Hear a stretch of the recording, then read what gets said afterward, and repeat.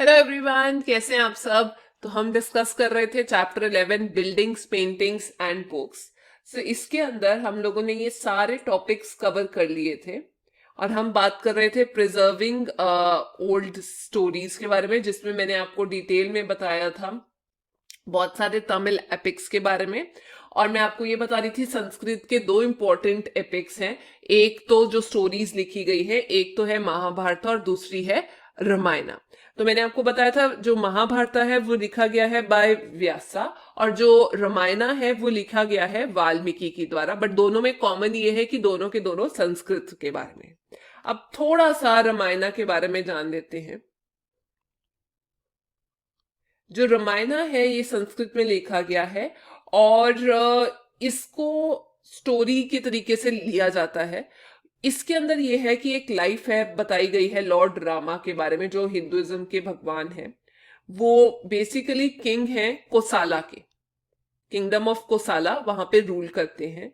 But उनको 14 साल का वनवास हो जाता है, 14 ईयर्स एग्जाइल में बिताने पड़ते हैं, वनवास कर दिया जाता है क्योंकि उनके बाप जो हैं दशरथ, उन्होंने बोल दिया गया था, उनके लॉर्ड रामा के फादर ने बोल दिया गया था, उन्होंने बोला था, लेकिन उसके पीछे जो हाथ था उनकी स्टेप मदर का हाथ था, कैकई का। अगर आप लोगों ने स्टोरी सुनी हुई है तो ये लॉर्ड रामा प्लस सीता उनकी वाइफ प्लस उनका जो ब्रदर है जिसका नाम था लक्ष्मण, वो सारे के सारे वनवास में चले जाते हैं। उसके बाद सीता जी को किडनैप कर लिया जाता है, जो दुश्मन होता है रावण के द्वारा लंका ले जाते हैं, और फिर रावण की और राम जी की लड़ाई होती है। एंड फाइनली आपको पता है कि राम जी अयोध्या वापस आ जाते हैं एंड उनको क्या बना दिया जाता है, राजा बना दिया जाता है। अगर आपको नहीं पता अयोध्या कहाँ पर है तो मैं आपको बता देती हूँ, ये है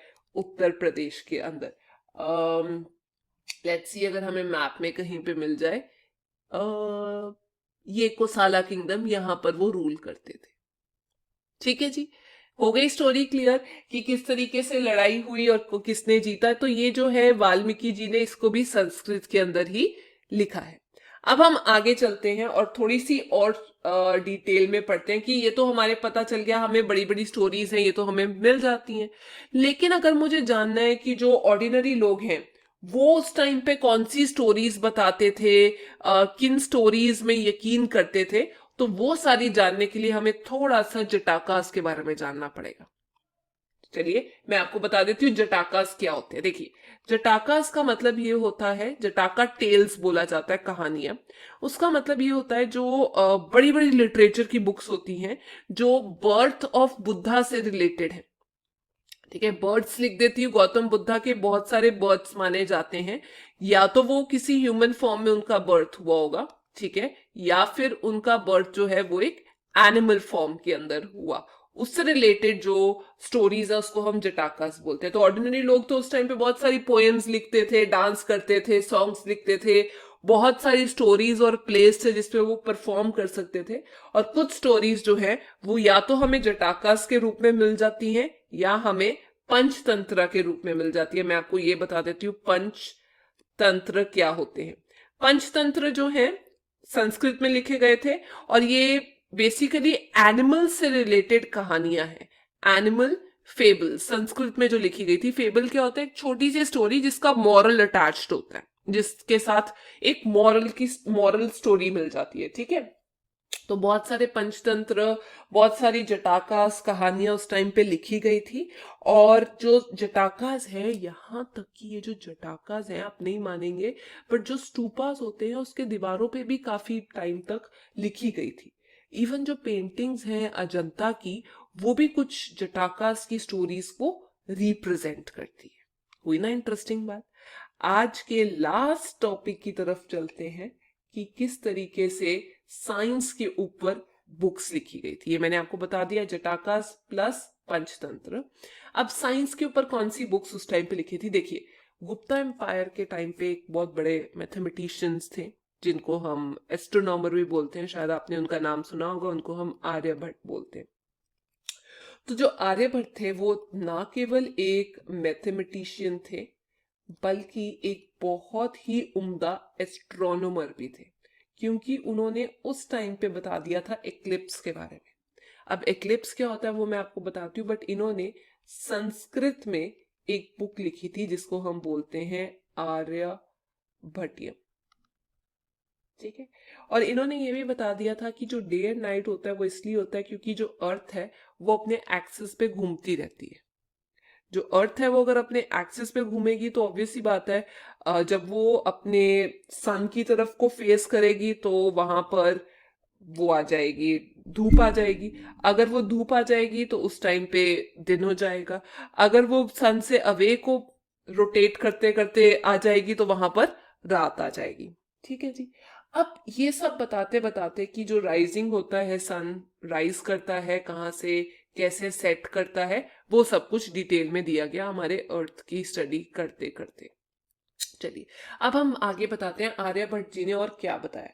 उन्होंने साइंटिफिकली बता दिया था एक्लिप्स के बारे में। अब ये एक्लिप्स क्या होते हैं, दो टाइप के होते हैं, एक होता है सोलर एक्लिप और एक होता है लूनर एक्लिप्स। सो एक्लिप्स का मतलब होता है छुप जाना, हाइड हो जाना। अब वो कैसे हाइड होगा, ये देखिए, अगर ये सन है, बीच में अर्थ आ जाता है और यहां पर मून, तो आप मानेंगे अर्थ की शैडो से मून कहीं ना कहीं छुप जाएगा। लाइक ये वाला पार्ट बिल्कुल अंधेरा हो जाएगा, ये उन्होंने पहले समझा दिया था।